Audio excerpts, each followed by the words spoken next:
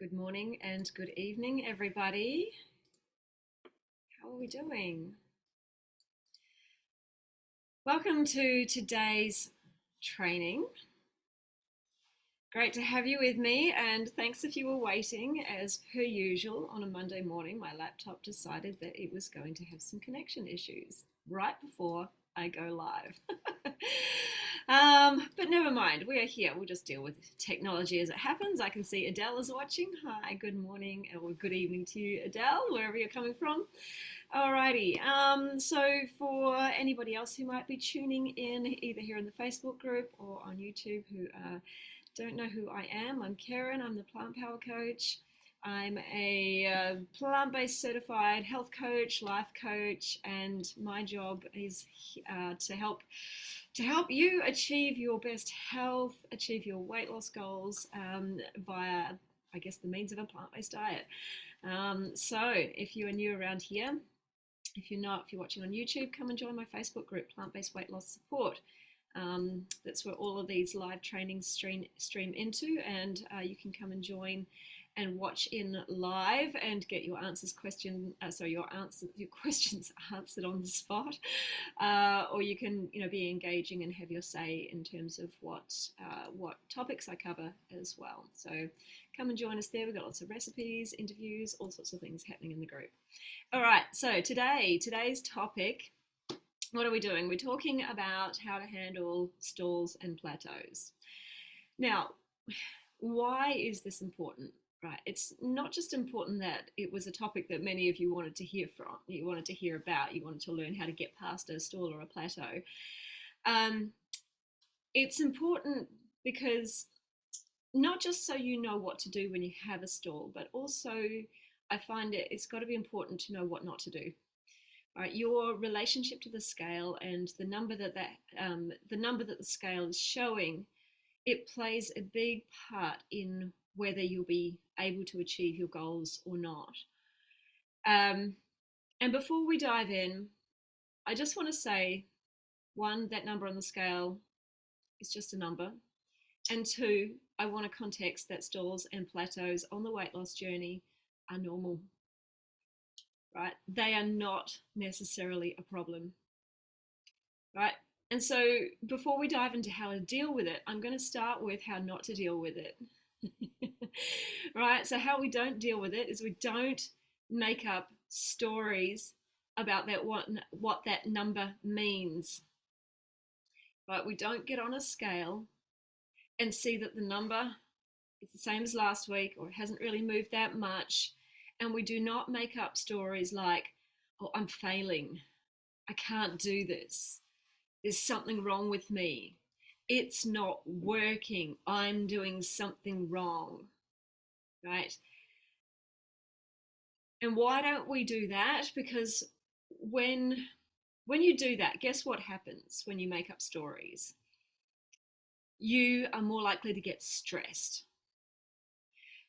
Extra cortisol and adrenaline are going to be flooding your body. That cortisol sends your brain further and further into doo-doo land. Right? So when we stop thinking smartly, we start, all of the bullshit emotional talk comes up, and we typically don't act smart when we're in that space. Typically, we might go into things like either hyper restriction mode. So if you're not seeing that scale move, or you see it moving slightly up, what some people do is go, oh my God, I've really got to restrict in order to get my weight down. And hyper restriction mode ends up with a binge at some later point. I'm going to be speaking at some point about the binge restriction cycle. I think that's probably important for a lot of people to hear about too. So we don't want to go into hyper restriction mode. We also, another way we tend to deal with this is to what I call fuck it eat. And what that means is it's like you're throwing your hands up in the air going, ugh, I can't do this. We may as well just go and eat all the things. Right? How's that going to work for you? And another way we tend to typically respond when we're telling ourselves stories is that we quit. We quit trying. Especially if we're telling ourselves, this isn't working, or I can't do this, I'm failing, I may as well quit. We think we're going to get some sort of relief from quitting. But none of this sort of response is actually helpful in the long run, right? None of it is actually going to take you towards your goals. It's only going to have you spinning in that cycle of, see, I can't do it. The result that you create from response like that is to prove to yourself that those initial doo-doo thoughts were right. I'm failing. I can't do this. This is not working. I am doing something wrong. Yeah. But it's not because the scale didn't move. It's because of how you thought about it, the shitty thoughts that you had about it, and then the response that you took to the shitty thoughts. All right? So I want to bring us back to the truth.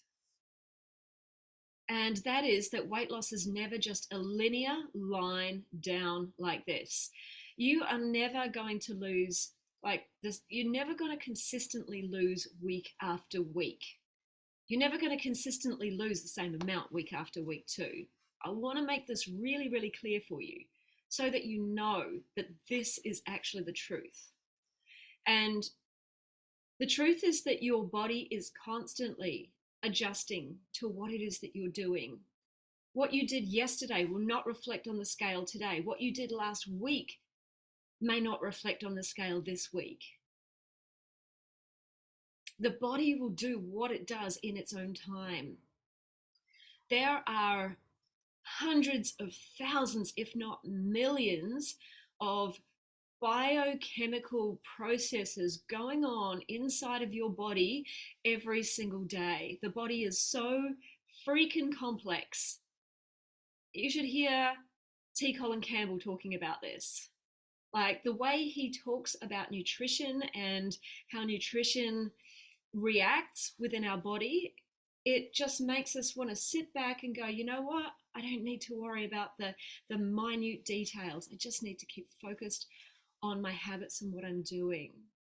Because your body is a very, very, very complex machine that does a lot of the stuff all by itself, and it knows what to do. Right?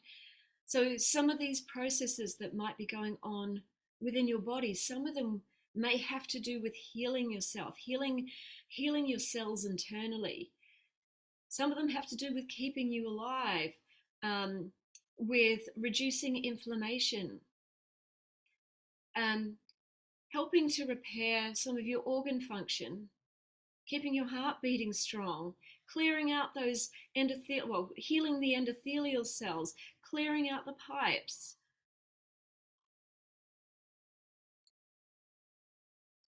Some of the processes that are happening in your body are just about normal everyday function, digestion, keeping your lungs breathing, keeping you warm or keeping you cool. Some of the internal processes have to do with the food that you eat, the digestive process and the nutrient absorption. Some of them have to do with things like, internal reproductive systems and functions in your body, particularly us, or, women going with a normal monthly cycle, hormonal cycles, for example. And some of the processes that are going on internally have to do with burning energy and releasing body fat from body fat cells to be used for energy. Right? You must give your body time and space to do what it's going to do, to make all of those adjustments internally, and do it in the time that it needs to do it. All right, so just a reminder, that number on the scale, it doesn't mean that you're not succeeding. It doesn't mean that you are failing if it's not moving. It might just mean that your body is taking some time to catch up to what you have been doing. All right, and also another reminder that number on the scale, it's not just measuring body fat on your body. It's also measuring all sorts of other things that are in your body. So, water and hydration. For example, the more hydrated you are, the heavier you're going to be.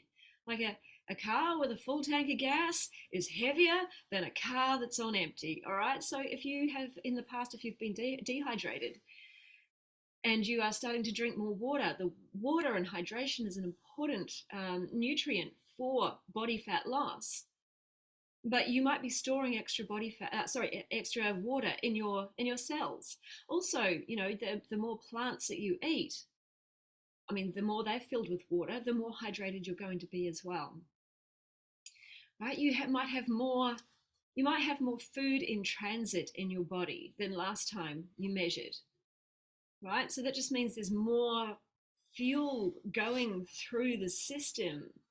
And when you eat a more plant-centered, particularly whole food plant-based diet, you have to eat larger volumes of food. And larger volumes of food are going to weigh more, likely. So also, if you have started introducing more starch foods, more carbohydrates into your body, that means that your muscles will now be full. They'll be storing glucose, and every gram of glucose that your muscles store holds on to 3 grams of water. So some of that extra weight, or the weight that might not be on the scale might not look like it's shifting, may just be a redistribution of what is being stored in your body. You may actually be losing body fat, but you might be storing more glucose and storing more water, which is healthy weight. Right? This is not a bad thing. It's energy. It's energy and it's health. Muscle mass, as we know, muscle doesn't weigh more than fat, guys. A pound of muscle is the same as a pound of fat, okay? It still weighs 1 pound.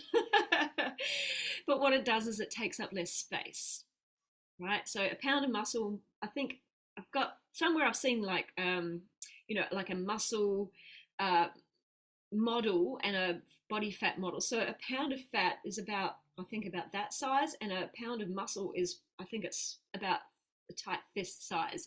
So it just takes up less space. So if you have been, say, going to the gym and doing some weights, and you are building some muscle in there, and you are losing some body fat at the same time, your body might weigh the same, but it's shrinking, right? You're coming down in terms of your body size. Your body's weight is being redistributed. You are using that, you're metabolizing that fat and using it as energy, and you are building some lean, healthy muscle, which is important, okay? And remember, the more muscle mass that you build, the higher your metabolism will go, right? Because muscle is active energy. It's, active tissue. Also, the more muscle mass you have, the more glucose those muscles will store, and the more water those muscles will store, okay? You will be able to take on more good weight and release the unhealthy weight, being the body fat, okay? Also, the stronger you are, right, the stronger your bones will be as well. So the more dense your bones will be. So that scale is also measuring your bone mass. Inflammation.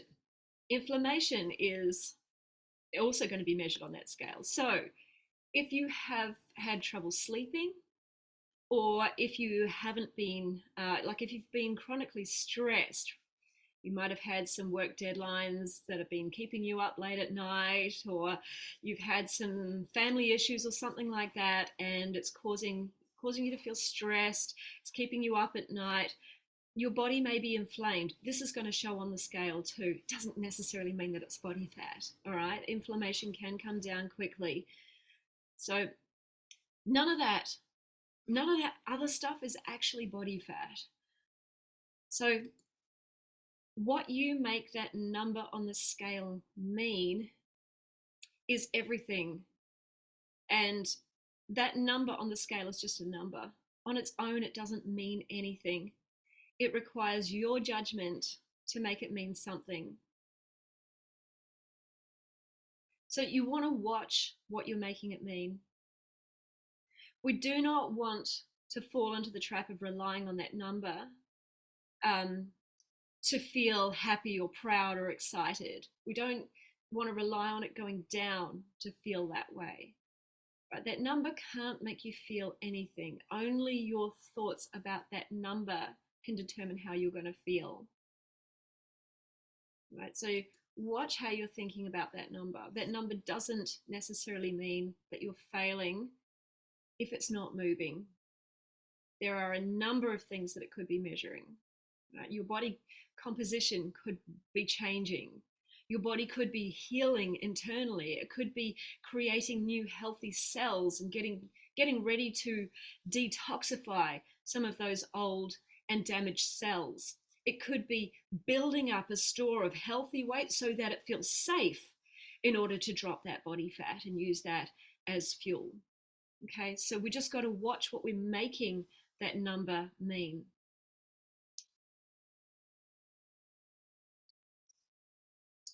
A real stall or plateau is not 1 or 2 weeks with no movement too. We've got to watch that. It's very, very normal occasionally for the body to just not change for a couple of weeks, but a real stall or a plateau is around 6 weeks or more of no movement, right? But it's also 6 weeks or more of no movement on the scale without any overeating, with no sliding back into old patterns of eating, emotional eating, stuffing yourself beyond full, habit eating, right? Eating for any reason that is not for hunger. So if you've been doing any of that during your stall period, guess what? It's not that you're failing, it's just that you are overeating without paying attention to what it is that you're doing. So you really want to pay attention to any overeating habits that you might have. All right. It also means 6 weeks of no missed water and no missed sleep.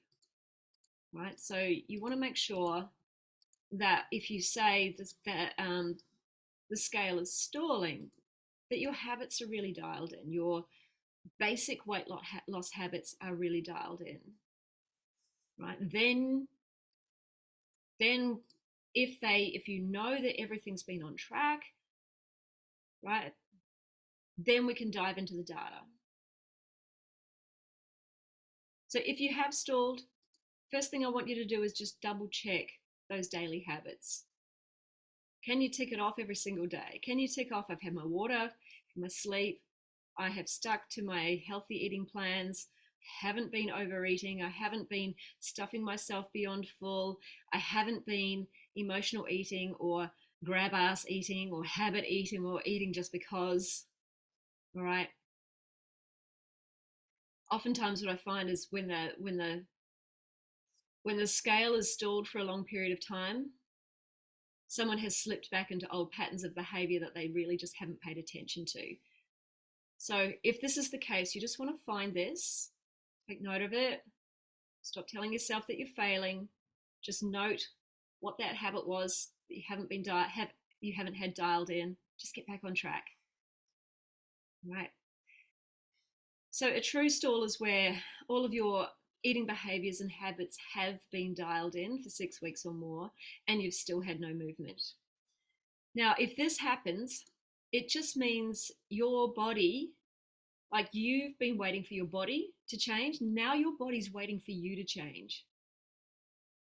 It's up to you to make the next adjustment, all right? So also, if this is you, then I want to say congratulations, because what you're actually doing in these moments is teaching yourself how to eat for maintenance. This is a lot of what people panic about on the weight loss journey. It's like, oh my God, what do I do when I get to maintenance? Right? What you do when you get to maintenance is you keep doing what you did to get there. Right? So what you're doing now, if you really truly are at a stall, you're just teaching yourself how to eat for maintenance, which is great. But the only thing is you're maintaining the current weight, which is not your goal weight. Right? So you know how to do it. Right? What's happened is you've just hit an energy in and energy out balance. And it's time to adjust that energy in again so that you're eating to achieve and maintain a lower body weight, right? Everything becomes habitual at some time. So it's time to just check back in with your body and discover what needs to be shifted next. You do not have to go into massive restriction mode. As I said before, this just leads to binge eating at a later date. We just want to look closely at what you're doing and make some very slight adjustments. And those adjustments will come from mostly your food, right? A lot of people get to this point and think, oh, I just need to exercise more.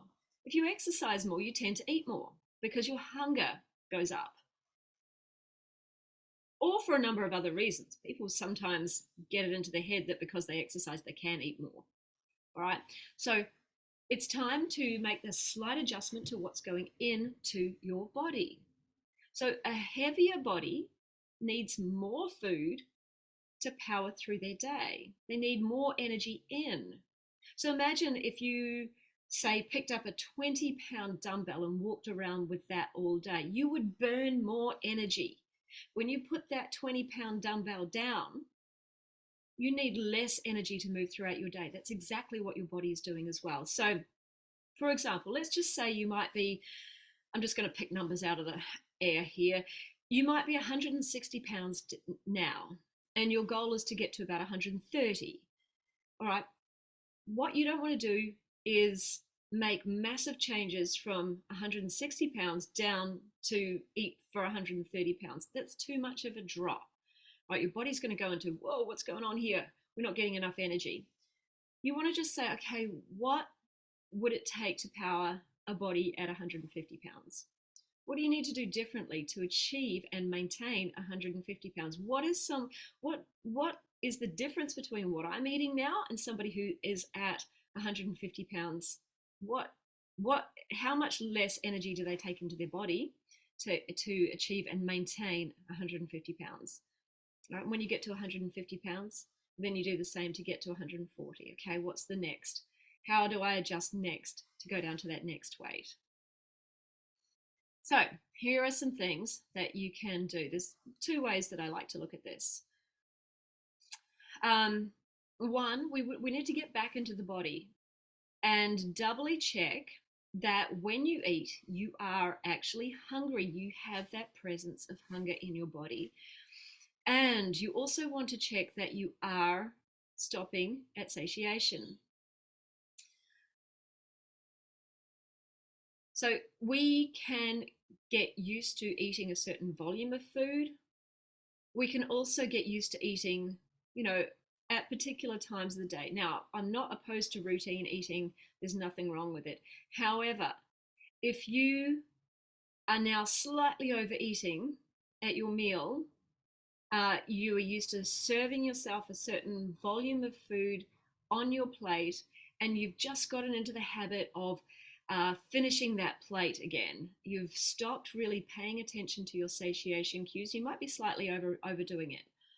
And so then by the time you get to the next meal, you might not yet have the presence of hunger in there. But if you've gotten into the habit of routine eating and not paying attention to your body, again, you might be starting the eating process before you're hungry. So we're eating when hunger is not present, and then we're slightly overeating because we've just gotten used to serving ourselves a certain amount of food and cleaning the plate. So the first thing to do is to really just pay attention to your body. And when you do have your breakfast, your lunch, your dinner, or whatever meal you're having, that you are actually hungry. If you've gotten used to needing a snack in between meals, for example, and you're just in that habit, oh, it's 10 o'clock in the morning, it's time for my snack. Oh, it's 3 o'clock in the afternoon, it's time for my snack. Oh, it's 8 o'clock at night and the kids have gone to bed and I just need that snack. If you've gotten used to that and that has actually helped you to get to your current weight, I want you to pay attention to that. When you have that snack, are you hungry? Or are you just habitually eating? So first thing is to really just pay attention to your body. And are you eating for hunger? Is hunger present when you eat? And pay attention to your satiation cues when you are actually partway through a meal. right? You want to make sure that you are stopping it satiated and that you're not overeating here as well. That's the first thing just to pay attention to. The second thing to pay attention to is looking at what is going onto your plate. Okay, so what you did to achieve your current goal might need to shift just a little bit to get you going and get you to the next goal again. Okay, so take a look at what I guess at a top level view of what you're putting into your body. Where are you at with your green light, orange light, and red light foods? How much, what proportion do each of these light foods make up of your diet? Are you still including red light foods? If so, what proportion of your diet is it?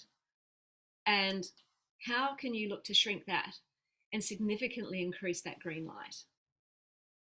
Same with orange light foods. Have you fallen into, eating a lot of bread or pasta or say tofu or tempeh? Love tofu and tempeh. I love tofu. I'm a huge fan of tempeh. I'll just tell you quietly. But avocados, nuts, nut butters. Have these started to creep up in terms of the overall proportion of your diet? Remember, these are higher calorie dense foods. They're not bad for us, they are healthy foods, but they are more calorie dense and they can just like top your calorie input over the top. If you want to get down another 10 pounds, it might just be you need to adjust the total amount of these foods slightly. You don't have to eliminate completely, right? I hate this word elimination, right? Talk about going to restriction mode. You don't need to do that. But, just look, for one of my clients, she was having, in the initial phases, she'd switched out having, eggs on toast for breakfast every day, but now she was having avocado on toast, and her weight loss had stalled. And so the next shift was okay, let's shift up what you're doing so that those higher calorie dense foods are not appearing on your plate every single day. Maybe save that for the weekend, and let's change what you're doing for breakfast in order to lower the overall calorie density without lowering the volume of food that you are eating. All right, so how much red light is still being consumed? Right? Can that be reduced? Are you still having things like faux meats or faux cheeses or real meat and cheese? Any animal products? Are you still cooking with oils, for example? Are you still having things like white flour goods, breads, pastas, etc.? Butters, margarines, all those sorts of things. Where can you look to really condense what you're doing in terms of the red light foods, and either avoid them as much as possible or look to completely eliminate? All right. Orange light foods, have they crept up in terms of your diet?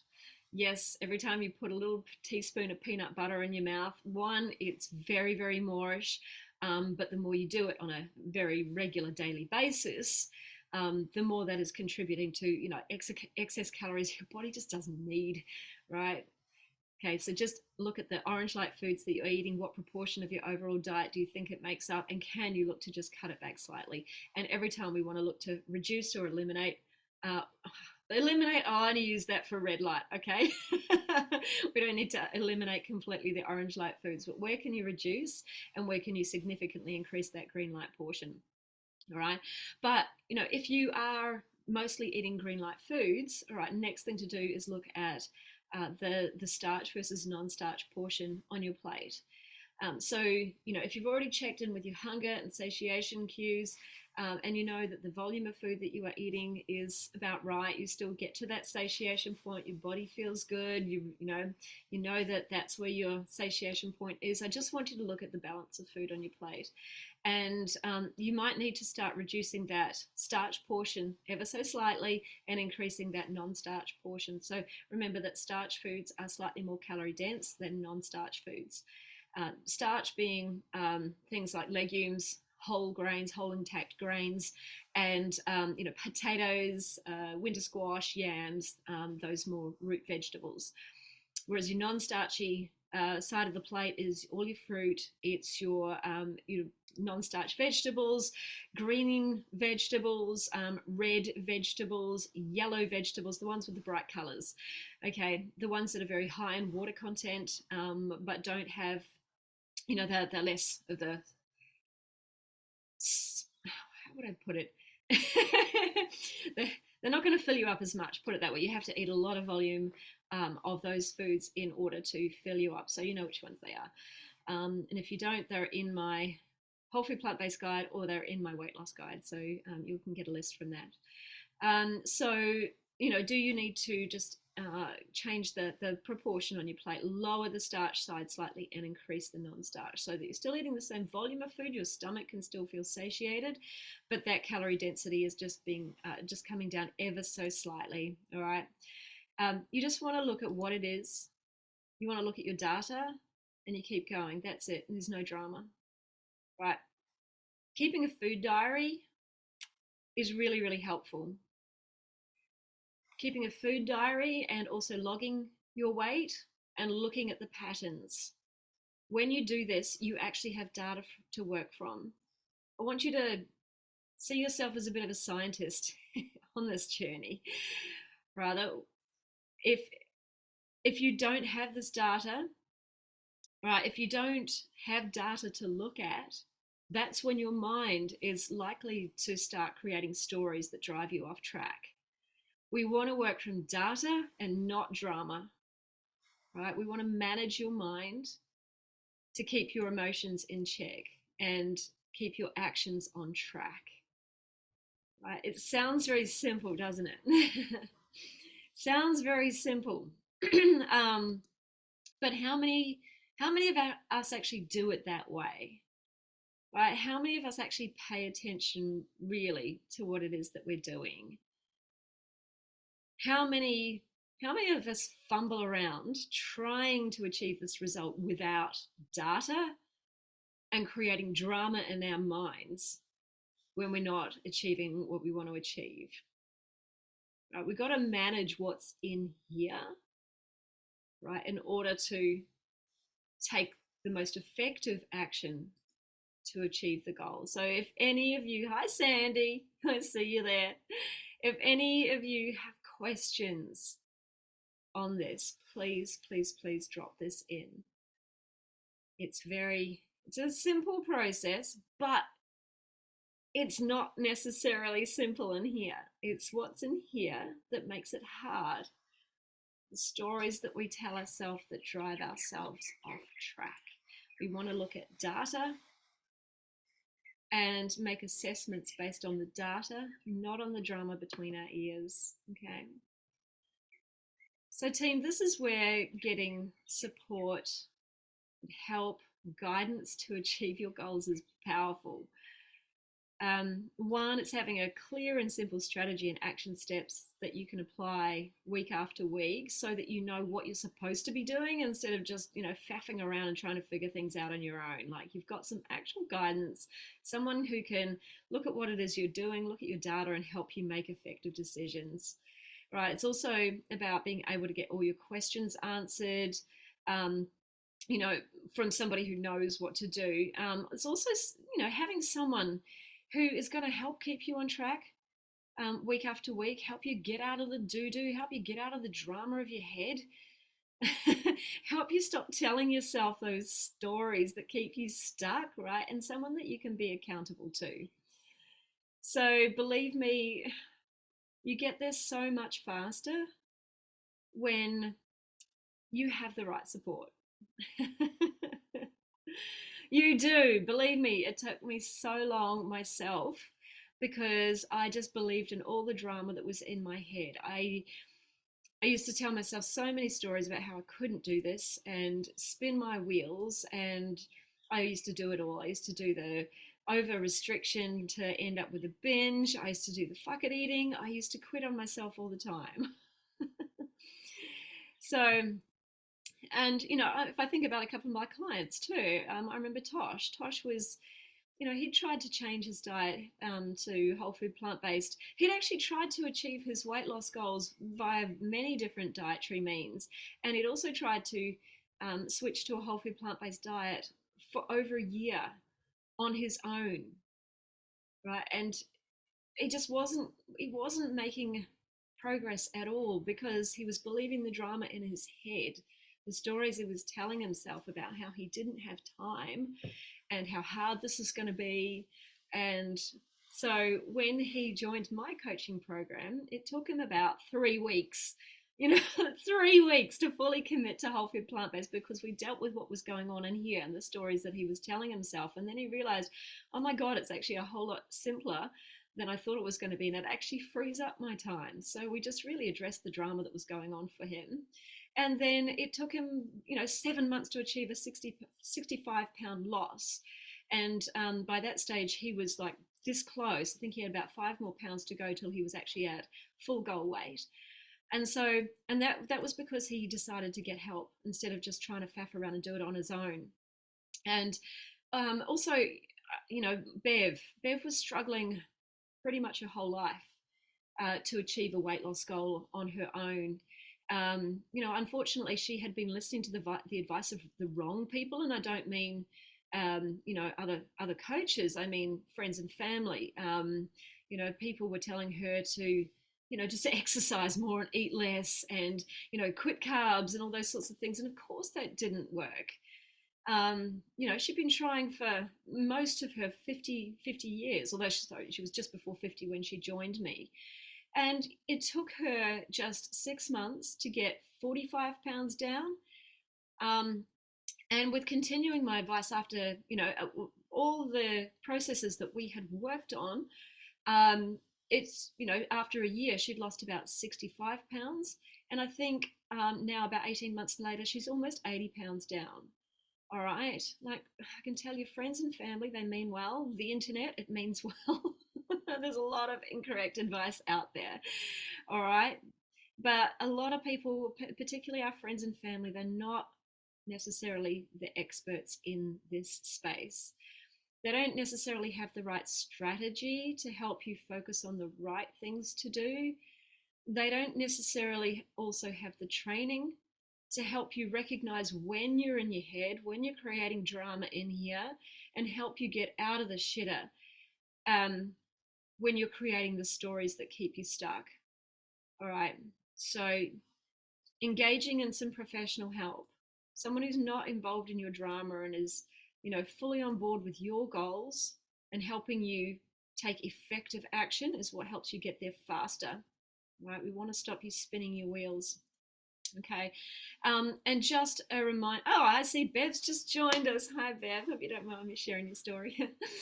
And just a reminder about my June Jumpstart offer. I've had a lot of interest in this, and a lot of amazing new people, amazing ladies have signed up for this already, and I cannot wait to get going with them over the next couple of weeks.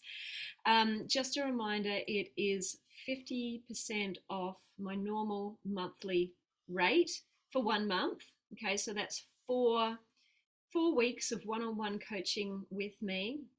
You'll get access to my full plant power transformation weight loss program for the 4 weeks that we are together.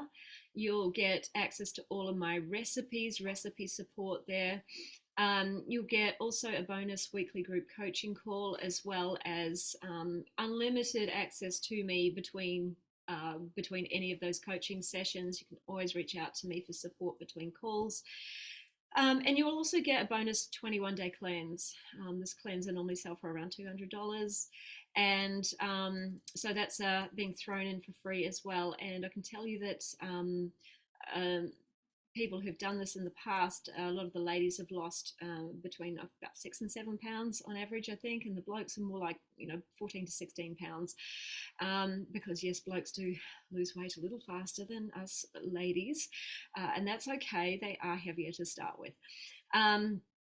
So all of that for that's at 50% off rate, guys, just for the month of June. And of course, there's the option, if you want more long-term support, that we can continue working together after that if you want to. But this is just to get you either started on your weight loss journey, so that you're actually making that commitment to start for yourself, or so that if you're feeling like you're in a stall or a plateau at the moment, we can look at what might need to change in order to help you get to that next goal. All right. So that is what I'm offering, but there's only a couple of spots left, guys, depending on your time zone. So spots have filled up very, very quickly, which I'm really pleased to say. So if you really do want to jump on this offer, maybe just put your hands up in the comments or send me a quick DM just to say, hey, I'm interested in the June Jumpstart offer. Can we have a chat about it? What we'll do next is we'll just set up a Zoom call and we'll jump on Zoom just to have a talk and see, we can talk about what your current struggles are, what your goals are, and then I can talk you through what the June Jumpstart in more detail, and what I can be helping you with over those 4 weeks. So if you do want to investigate whether that's going to be right for you, let's just have a conversation very, very quickly so that you don't miss out. And and get you booked in and ready to go. Of course, if you have a conversation with me, there's no obligation. I'm not gonna pressure you into signing up to anything. I don't do that. I don't like pressuring people into stuff. So only if you feel like it's the right action for you. Okay, beautiful team. If you've got any comments or any questions about stalls or plateaus, please, please, please put those in the comments. And I will probably come back to you and address those a little later. But otherwise, I hope that today's training helps you get out of your head and creating stories in here, and that you can come back to looking at data and making decisions from a place of data, and also just relax about the fact that stalls and plateaus are normal. The body does not always lose weight every single week, and that number on the scale is not just measuring body fat. Even if it's gone up, it's not always body fat.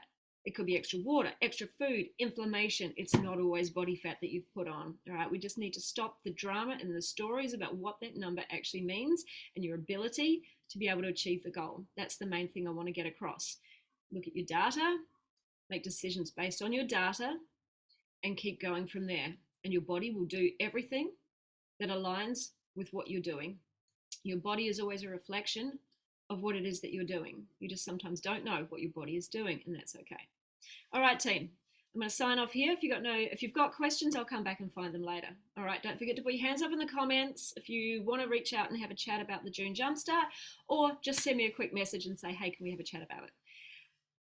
See you next week.